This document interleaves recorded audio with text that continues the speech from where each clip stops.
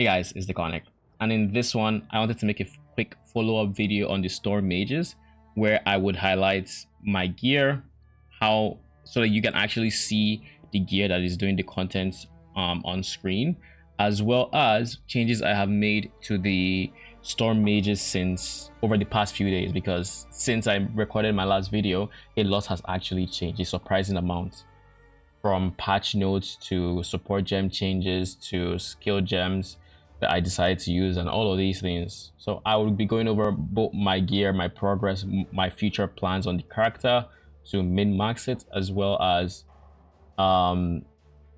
changes to the base build. And also I will be dropping a high budget build guide in the description for you to follow for the skill tree where you do have some money to work with. So as a quick disclaimer, I just want to point out that the version of the build on screen is not cheap by any means. It is not the most expensive thing out there, but it's also not cheap. If I had to say how much I have spent on the upgrade so far, I would say it's probably in the ballpark of like 15 divines to 20 divines in that region. So it is not insanely expensive, but it is also not cheap. So just bear that in mind. This version is very high performing, but it's also very expensive. Now, with that out of the way, I want to first go over the changes that we're actually talking about in terms of storm mages from patch notes. So the first thing that affected the build was them removing the considered casting as a support gem. And if you see the notes, it says it now supports skills you use yourself, which means it can no longer be used to support minions, and as such we cannot use it for storm mages anymore. I, for the interim, put Lightning Pen as the support, and I think that is still a fair choice. However, when you do have the budget for this version of the build, I will go over what I think is actually a much stronger support gem when you're able to fully play around it. Quick note, I will be adding a section at the end of the video. It will be timestamped, where I will be talking about my notes on potentially changes I have made over the stream that I test the build on said bosses. If you haven't already, do consider liking and subscribing, as it helps a lot with the algorithm and helps the channel grow overall. The second change in question that affects minions is actually in the form of a hotfix. Now the hotfix came about because minions were inadvertently nerfed during the last wave, the last patch note, where monsters' critical damage bonus was reduced by 40%. Minions had the critical damage bonus reduced from 50% to 30%. Now in the hotfix, they have since brought this 30% number up to being 100%, which makes crit scaling on minions very powerful, as you might imagine. Now with 100%, this just means whenever a minion crits, you're basically doing double damage compared to like a non-crit. So we are leaning more into crit scaling with this current version, and this is why I say to go Lightning Pen on the lower if you don't have that much currency to work with. But if you do have the currency to invest into jewels, you want to instead replace considered casting with super critical, which is a support gem that gives the supported skills 100% increased critical damage bonus, but reduces their critical chance by 20%. So there's a 20% less critical hit chance multiplier, which means we have to scale minions crit even harder, just so we can get to a very decent critical hit chance. And then whenever they do crit, they're basically doing triple damage, because now they have a 200% hit damage bonus. Now we're also getting critical damage bonus on the tree, and with the investment, this means that, like for example, my minions have a 355% critical damage bonus, so they do 3.5x damage whenever they were to crit, and they also have really decent crit chance. I'm pairing this of course with critical weakness, but I'll go over everything that has changed on the tree to accommodate super critical. So the changes to the tree are, for the most part, mostly to fit in more jewel sockets and to get more energy shield from my character. This way I have been able to get to 4.5k energy shield, which when paired with Grim Feast means that we're now at about 9k ES, give or take. And that is a very comfortable number to be at when clearing T18s and bosses in general. So the biggest changes here are, now I am no longer taking this wheel, the entropic incarnation wheel, that I'm no longer taking the minion damage there, but instead I put those points into getting this extra jewel socket. And the reason we're getting this jewel socket is, like I said, to really push on the minion crits. So we're getting as much minion crit chance and damage as we can on the tree. And those nodes include here, where you can get up to, I think it's about 100% critical hit chance, actually 60%, and then 40% damage bonus. And then up here, we get extra critical hit chance and then some extra damage bonuses. And then down here, we also get some critical hit chance. And aside those nodes, you then want to fill up all your jewel sockets with minion critical hit chance. Now, these jewels in my testing have been, or in my purchases have been, about ranging from like 1 divine to like 5 divines, depending on how good the rolls are. But overall, I go for energy shield as the biggest priority. I don't need it to have perfect energy shield, so long as it has energy shield. I will not pick it if it doesn't have energy shield. Then I go for minion critical hit chance. I prioritize chance over damage, but then the third mod is damage. Now, some of these nodes I got before, so they don't have damage, they just have cast speed, as an example of something you could get. That is the fourth stat that you technically don't want, but if you get it, it's not bad either. So we are getting jewel sockets here, here, here, here, here. 5 jewel sockets. That gives you a total of potentially over 100% minion critical hit chance if you get perfect rolls, which you're obviously not going to get. But as an example, that is the way we are choosing to scale the crit.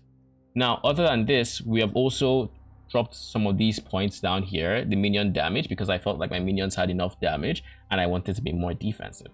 So I dropped a bunch of these minion damage nodes here, and I opted to go for maximum ES here. This is one of the bigger changes that give me a really big ES pool, other than, you know, the jewel sockets. I have also elected to anoint flashy deflection to cap my block. Without this, I think I'm at 70% block, but with it, I'm able to drop 1 node here and be block capped alongside this block wheel over here.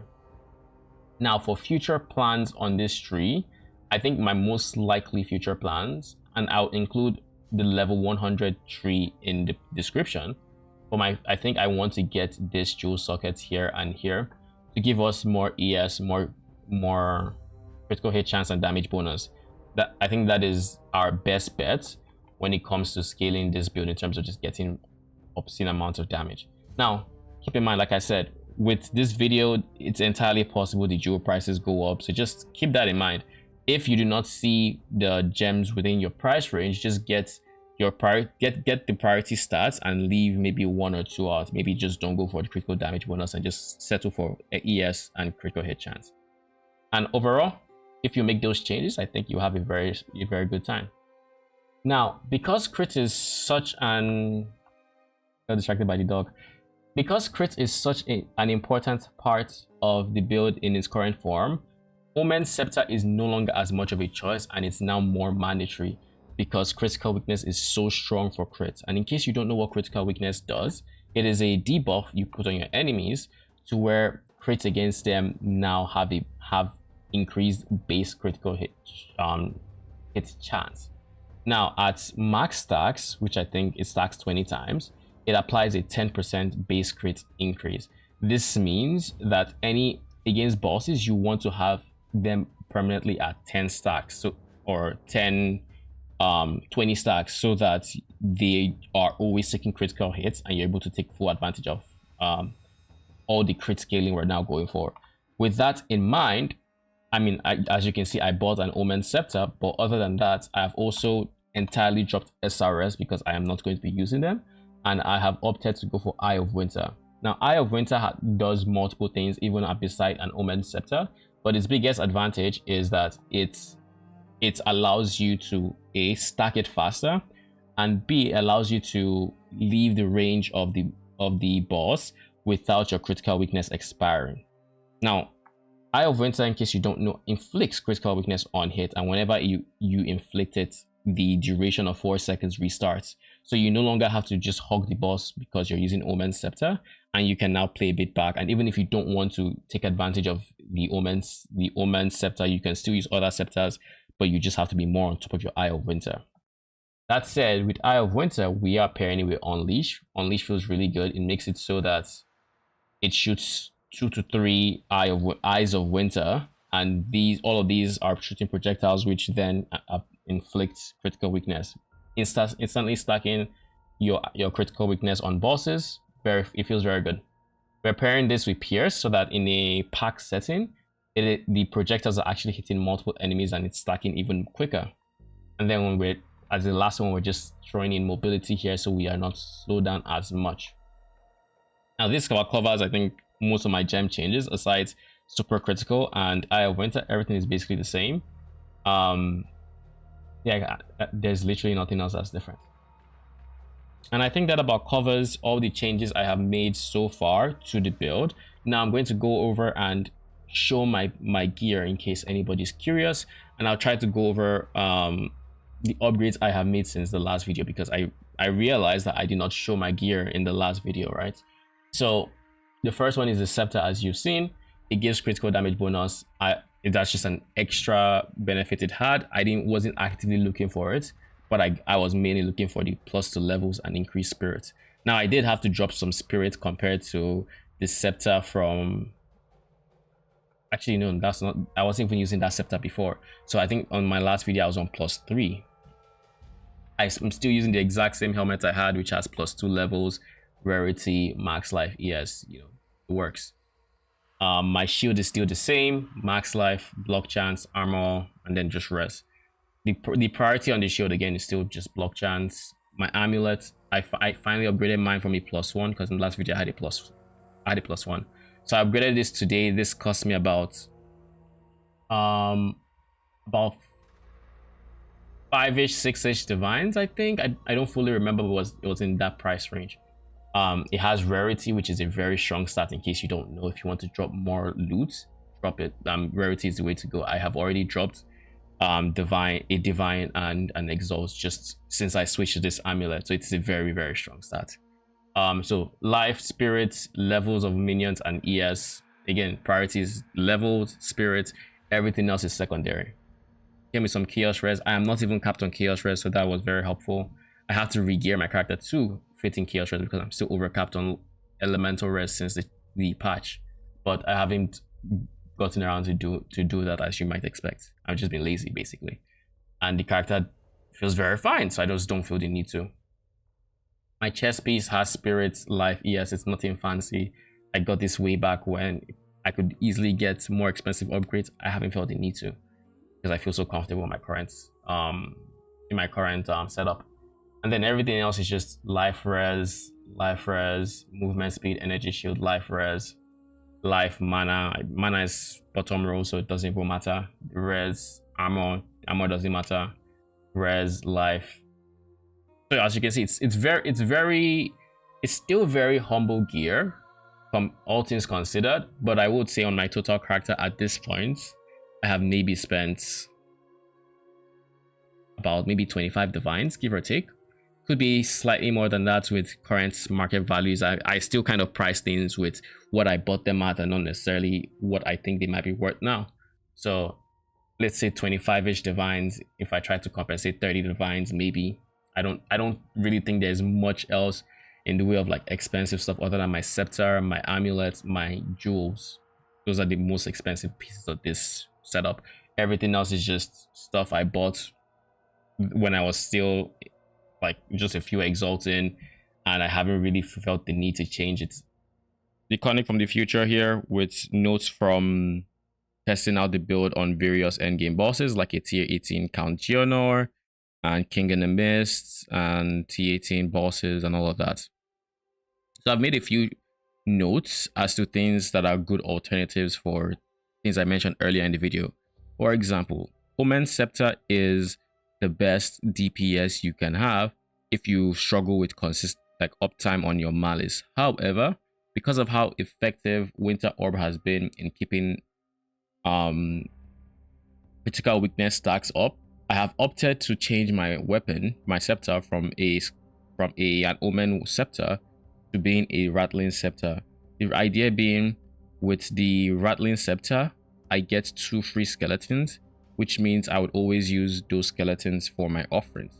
Now, not only that, I can go ahead and take advantage of a support gem for offerings, which impales 2 skeletons, but gives even more effects, 30% increase effects of offering. This means my 51% offering, 51% more damage becomes, I think, was 81% from like 60 something percent from just ablation, and the attack speed goes from 39% to 48%.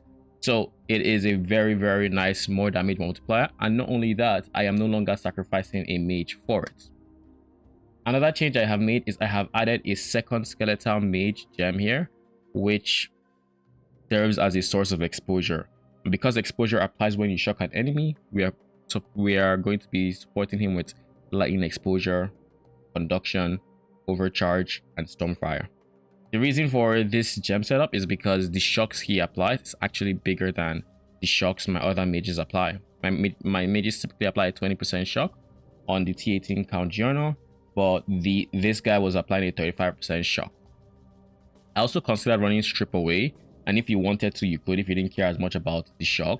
But the increase in shock effect against single target is actually, in my opinion, more DPS than having an extra maybe 6 resistance shred on an enemy boss. Now for the links of the actual skeletal warriors from the scepter, I am still playing around with this, but I've opted to give them rootless for more stun build up when I'm not sacrificing them. This combobulate for the days I moved it from the Hellhound. It's elemental army, so they don't just drop dead, but I will likely move this to the summon hound. And then we have Mame here. If I do move it back, I will probably replace this with like blind or something, but there aren't too many good supports that would go here. So I am still playing around with it, and whatever changes I make will be updated on the macro guide. That about covers all the changes I have made to the build guide so far. If you haven't already, do consider liking and subscribing. It helps a lot. And thank you again for all the support you guys are showing. It motivates me to keep producing content for you guys. That said, I am taking a bit of a break. I will be traveling in a few days, and I won't be back until the New Year's, give or take like first week of January. I think I'll actually be back by like the 5th or 6th, so I wouldn't be streaming in that time. But if you have any questions, do let me know in the comments. I will reply to everything as I usually do. And with all that said, thank you for watching.